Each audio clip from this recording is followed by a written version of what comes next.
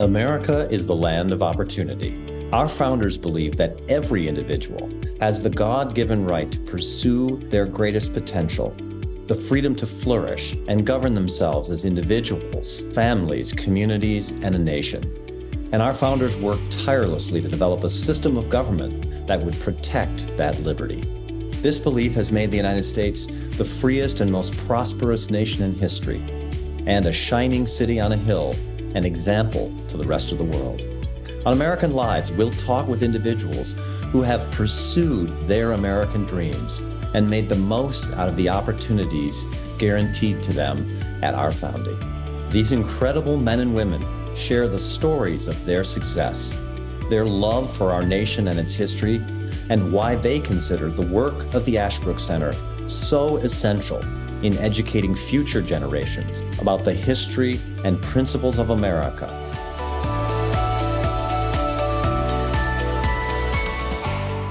I want to welcome everyone to this episode of American Lives. Today, we're joined by a truly remarkable person, David Parker. David, you have had such an amazing and interesting life, truly American life. You've been an entrepreneur, you have been an educator, a jazz musician, and now you are a writer, a columnist, and a book author. And as you say in your latest book, all of these careers have been simultaneous. Your three books, Income and Wealth, a San Francisco conservative, and the most recent one here, just coming out hot off the press, Rome 476. Thank you, by the way, for taking the time to join us on American Lives today. Deeply appreciate that. Pleasure. In many ways, the story of David Parker, and you mentioned this to me before, your story doesn't start exactly with you. It starts with your grandparents and parents. Tell us about them and the influence they had on your life. At first, there were two epiphanies as a child. One, at 12 years old, sitting at the breakfast table working my cars, and I read in the newspapers that a waiter had died at the St. Francis Hotel in San Francisco, and they go through his mattress and poured out stocks and stocks. He was a multimillionaire in 1956. Wow. And he was still a waiter, because that's what he wanted to do in life. And I says, how is that possible? That really took me back. Began to think about it. Didn't have an answer. I was 14, 2 years later. My grandmother told me that when they fled Vienna, right out of sounding as he used it, ran into the hill. Really? Left the stove on in their house and ran into the same top. They made it this far as San Francisco. And first thing he did, my grandfather buys a house. Well, how's that possible? And then keep pacing up and down. My grandmother tells him, can't take it. You go out and get a job or do something. Just keep pacing the house. Came back at the end of the day. I bought 4 movie theaters. Incredible. There it is. It's now I know I did have a teaching my there is really is not. It's that my first book, the inspiration for my first book, Income and Wealth. I were to put a parenthesis. There is no connection. They are two separate entities. You can be really a poor person, and you can you have a low salary, not poor, and you can become fabulous often because it's two different processes. That's very important. So really from them, as you say, you learned important lessons about building wealth, about wealth creation. And obviously you have been enormously successful in the field of real estate here in San Francisco, in the San Francisco area. Thinking about the lessons that you've learned in your lifetime in business and in real estate, what are some of the most important of those? Well, to be quite, well, I gave a lesson just now. There's no reason not to acquire assets because you don't have a lot of money. It's called never buy out. It's one word of the way. You just finance your I just learned to finance all my purchasing. As a school teacher, 40 years, plus 10 years of volunteer, and I did work full time. I ever made more than $20,000 a year. I never spent personally for groceries less than $100,000 a year, and I never purchased less than $1 million with the music state. I mean, you don't prove what I'm talking about. There's no connection. It does strike me, though, that that kind of approach to business can yield the kind of results that it has yielded for you. It also bears some risk. Can you talk a little bit about the risk of entrepreneurship? Fortunately, I have no awareness of risk. It helps. A lot of people may not do this stuff. In Income and Wealth, my first book, I have almost an Excel spreadsheet how a minimum wage employee at McDonald's can become financially independent in 10 years. Wow, that's amazing. Penny for penny. The tax break, tax break. And in essence, when you save past your gross salary, it helps you get it with your wife. You save after gross salary on whatever you buy, and it'll come to this and has today. A little house. In San Francisco, and there's no such thing as a little house, and it is super expensive. Buy half a house. Buy a third of a house. Maybe do it with your brother or a relative or a close childhood friend that you can trust. Just buy a little company asset every year for 10 years. Then you can stop. The cash flow will be what your salary was when you started. Amazing. Now, the making tax breaks and get... Yeah. But and you mentioned while you're being a successful real estate entrepreneur, you're also teaching music. It's been a passion of yours, but you're teaching music in San Francisco public schools, in some pretty tough areas. What led you to that aspect of your life? Well, one side of me wanted some kind of a communal relation in my work. I didn't want to be sitting in front of a cubicle by myself and just doing good work for somebody else. So teaching you, they're a community of teachers. I didn't change schools. Well, as years go by, I know all the faculty. Then I know the children of my previous things and their grandchildren. I mean, I know their families, and that's very satisfying too. Be part of a community, to have lunch together, to go out together, socialize together. But I wanted that part of my life. The community is one part of teaching, of course, and being in the school and with the kids. What's another joy that you found in teaching music specifically? What is so joyful about teaching music to young kids? It wasn't quite that. All my 4 simultaneous careers are linked, and that there's a certain spontaneity that I do. And teaching is one avenues to flex my spontaneity. And so that was an enjoyment of every year that these decide what profession where you can improve, you grow. As you grow, you bring everything you were in your life to your job or your profession, so you do that. And I found myself teaching every year better. First grade teachers have been known to stay in the first grade for 40 years. And at the end of their career, they were like gods. They were just teaching it. But that was part of the thrill, teaching better, the self-improvement, and then the sparking the kids, of course. Yeah, right. Very exciting. While you're being an entrepreneur, while you're teaching, you're also a musician. Right. And I dare say a person who's been part of a symphony for 20 years, right, and then part of your own band, in jazz band, for the last 20 years. Right. Tell me about your success in music, because it's one thing to be a student of it. It's another thing to actually play it at a high level the way you do. Right. I was playing professional. When I played in the Brooklyn Symphony for 20 years, I auditioned for it. I would follow French horns at the time. They would playing free horns ahead of me. I was the last one. I played. You got it. I was so relaxed. I figured I was never going to get it. I really want to hear a little Brahm, but I want to get over the time cocky is that somehow they appreciated it because they were tired of listening to all these folks. Not right. Come in. What do you want to do? And so I got that, and then I switched to jazz.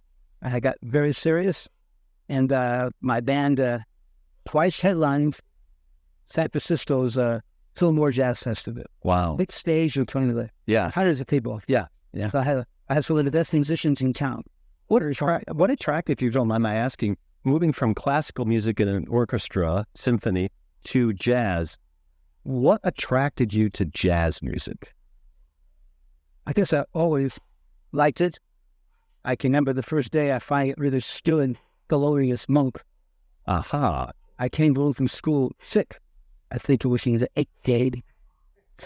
And lay down, and I had our old-fashioned record players. They had a reject button.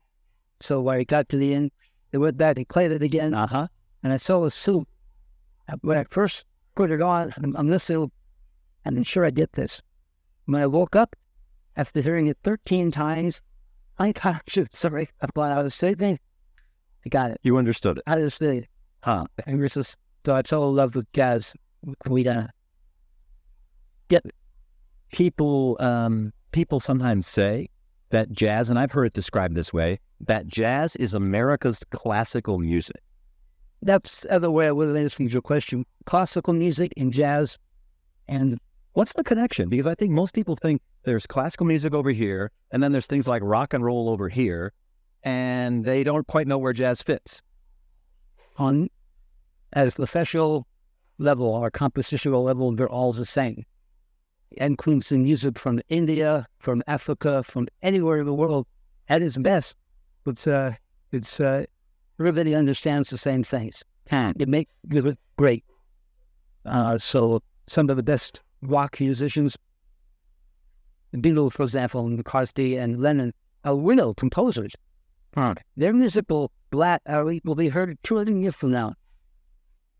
Because of they understand music. They really understand it. They're really composers, and jazz is that way. I happen to personally listen to contemporary music, contemporary classical, Carter and Schoenberg and Boulez and Stockhausen.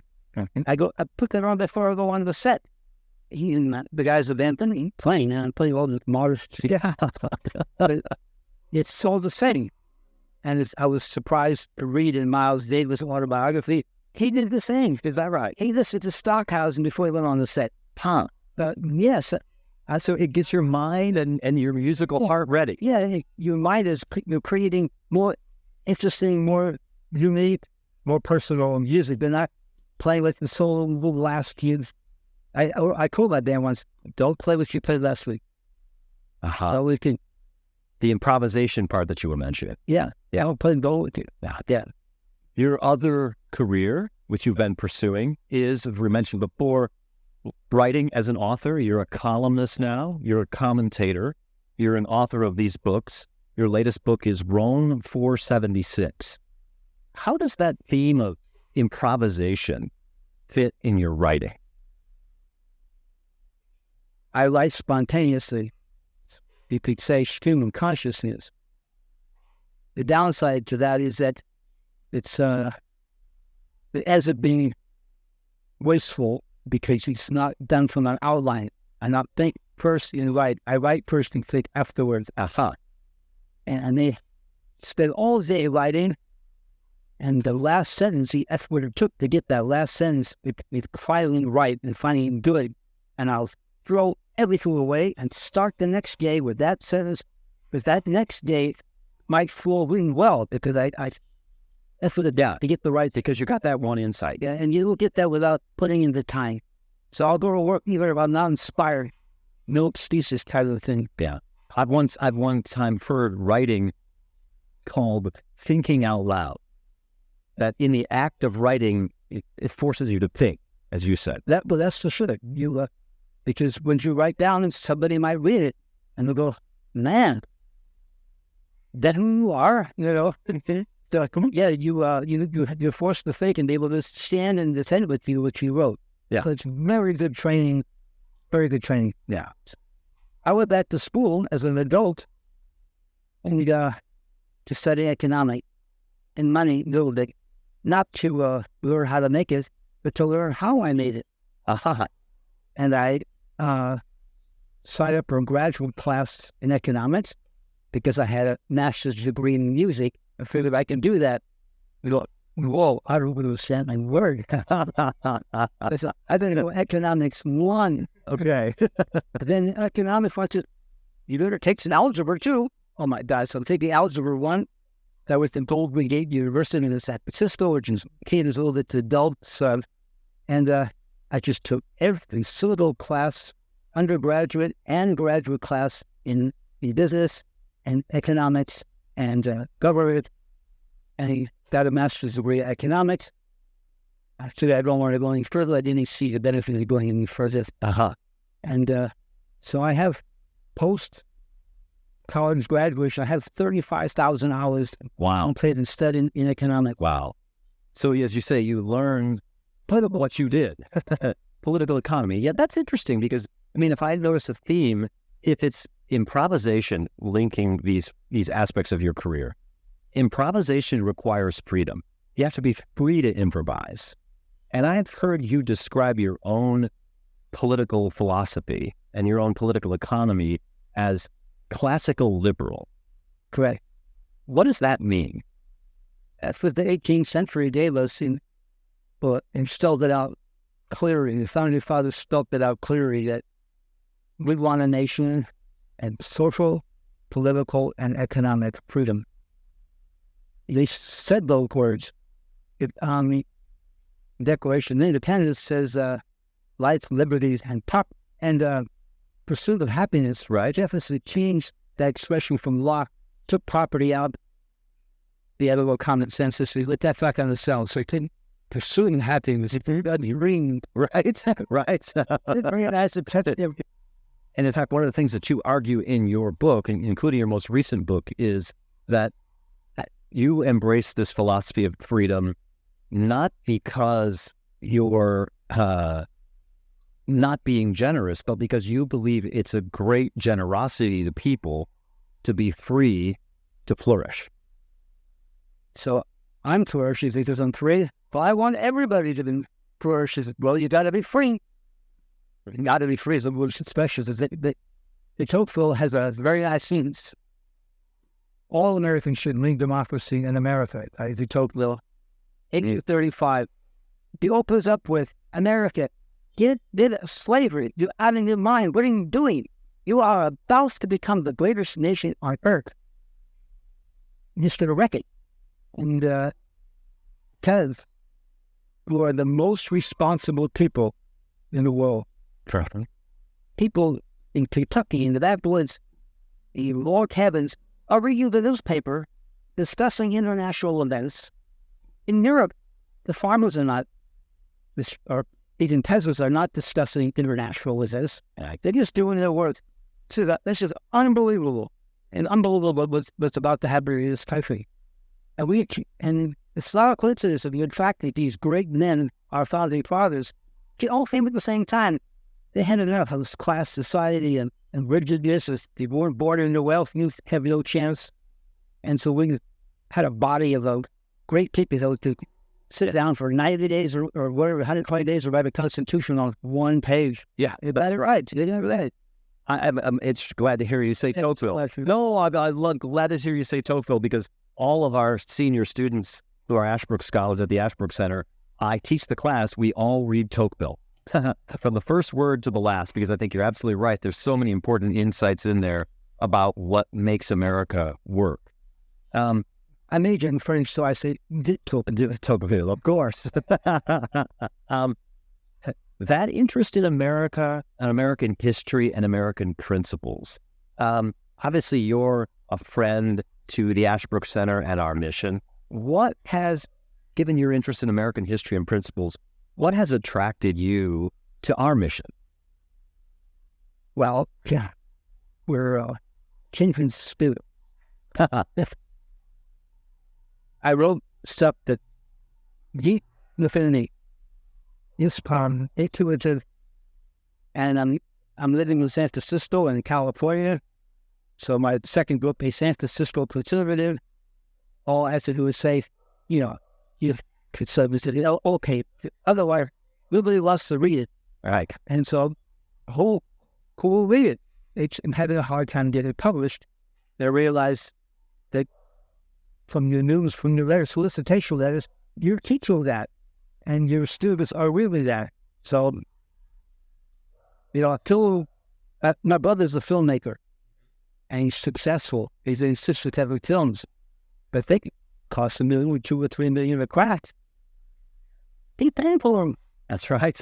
So I could pay $3,000 to have book and having give out my books, provided the students are reading it, and that was problem solved as far as I'm concerned. I want my books read, not necessarily in the entirety, but in seeing people's bookshelves. Yeah. For years to come. Absolutely. So for years to come, I'll be seeing. Donate to that. Well, let me ask you this then. Your latest book, you mentioned your books. Your latest book, Rome 476. If I can I just read the very first, really the dedication? I think it's so interesting. You say this: Rome fell in 476. With it, Western civilization, civil rights, scientific and technological progress, followed by the Dark Ages, 1,000 years. Why did Rome fall? Because its soldiers didn't lift a finger to stop the Huns. Why? Those soldiers hadn't been paid. Why? All tax revenue went to service interest on the debt.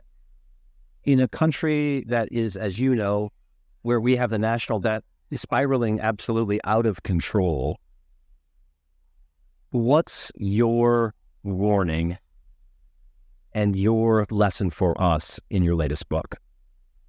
The lesson is probably for the rest of the world and not so much for us. Because we own an Enneagram machine. See, if we're out of money, you just print it. Problem solved.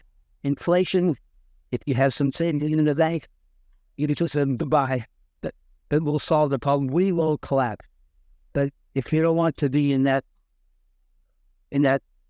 pathetic state of having to print money or to do what Greece did. I was in Greece in 2010. They called the Euro crisis at times. Right. And I was with swim teachers, and we're sitting at a kitchen table, and they got their checks in the mail, like they were retired teachers, and I was like passion check, and they all burst out laughing. I was there, 1.5. 1.5.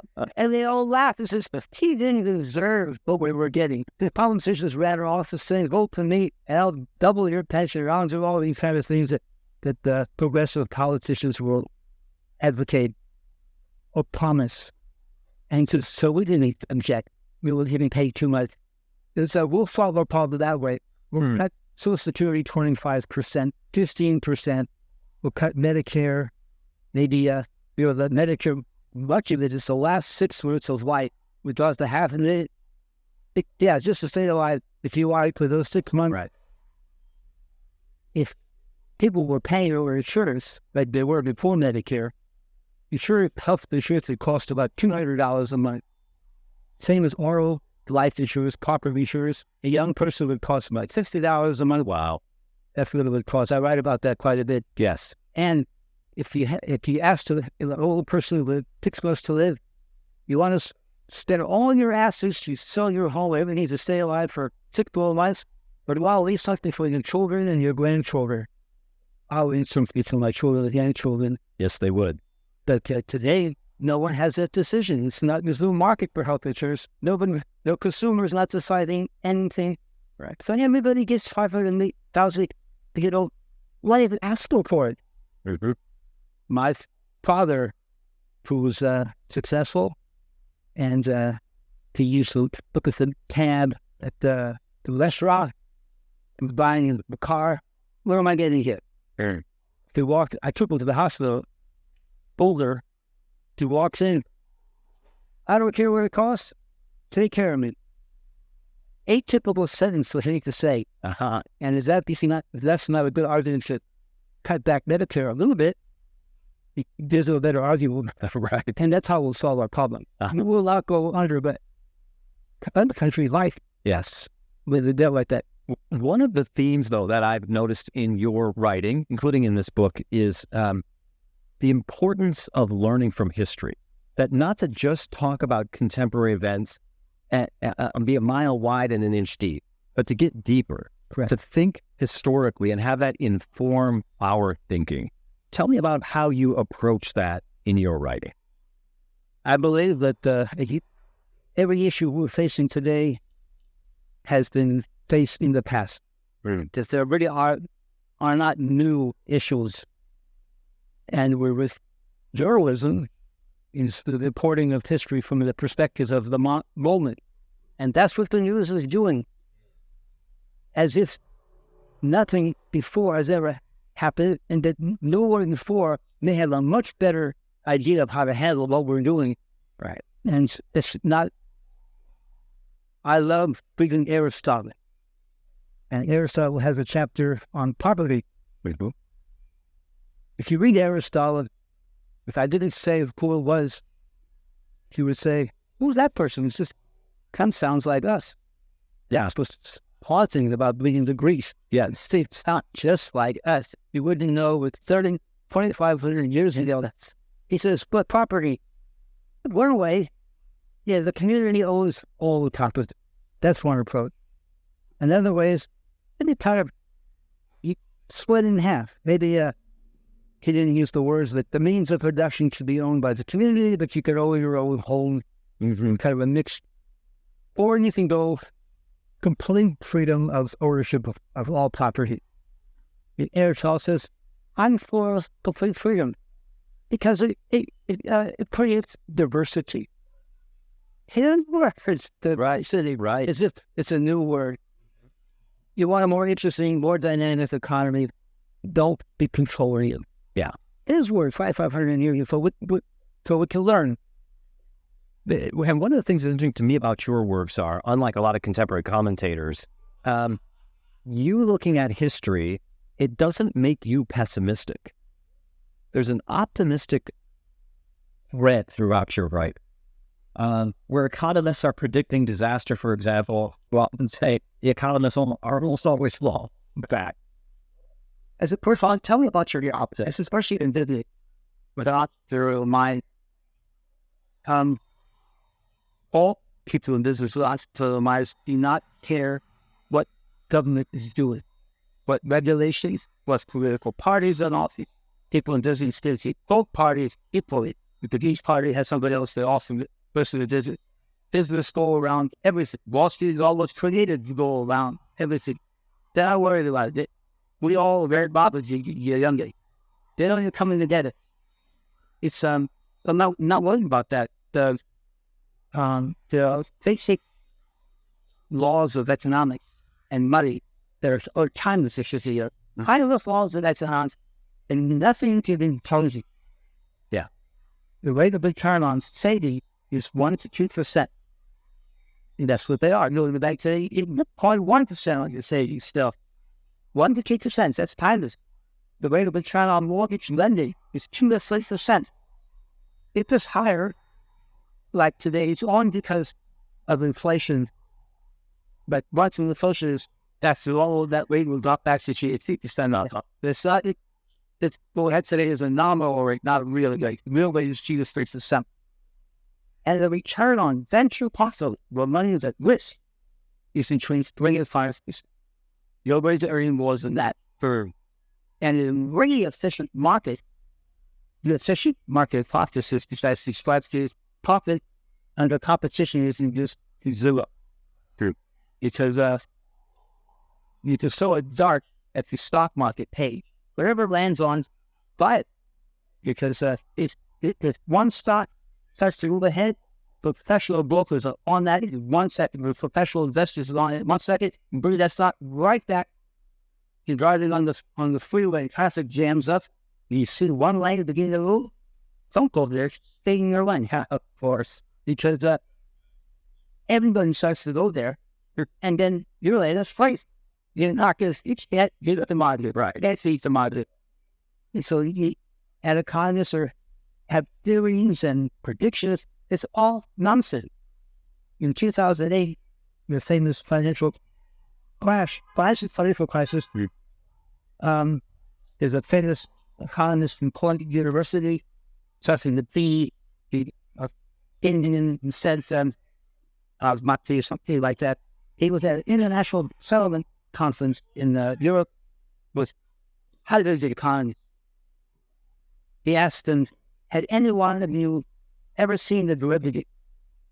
Not one ever fully. They're writing about it. Perfect.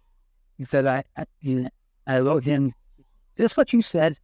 He said, well, quote, I said yes. He said, I said yes, and I quoted in my book. Okay, that's what he said. Yeah, take that. They don't ask an economy. Their thumbs are not on the pulse of the economy. They have nothing at stake. How can they know something that's just and not personally involved? Right. These, I think, all signs indicate we'll for a recession. You can bet. I do. It's the business person. It's the business person and the entrepreneur. He's got their finger on the pulse of it. It's almost like the fairy. It's Squares versus academia. You're right. To ask our guests, and maybe it's an unfair question, but their favorite American in America. If you have one, who would you say, this is my favorite? I've learned the most from, I've got the most inspiration from, something like that. Who would? My home, I have a long 12-foot table from the 18th century. I said, Dad, and behind me, this big old picture of Thomas Jefferson. You know, the whole family, like, oh, God, you get company come in. Thomas Jefferson has moved me. The young Thomas Jefferson. He lived so long, especially for his age, time today, that you can toss out what he says in an open person. He started saying embarrassing things, but when he was young and as a genius, he said some great things and inspired us to speak. Wait a minute. Very already just this song is democracy right there.